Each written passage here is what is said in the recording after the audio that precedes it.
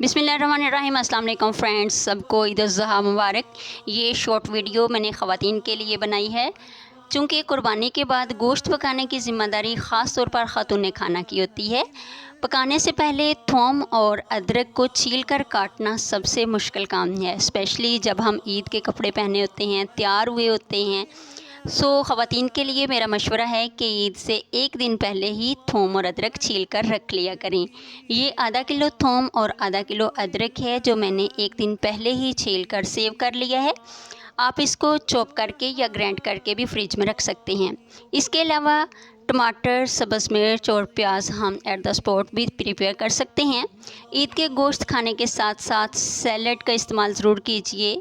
गर्मी का मौसम है, अपने बच्चों का और अपने प्यारे प्यारे जानवरों का ख़ास ख्याल रखिए। ओके, वीडियो पसंद आई हो तो लाइक कीजिए, शेयर कीजिए। Thank you. अल्लाह हाफिज़।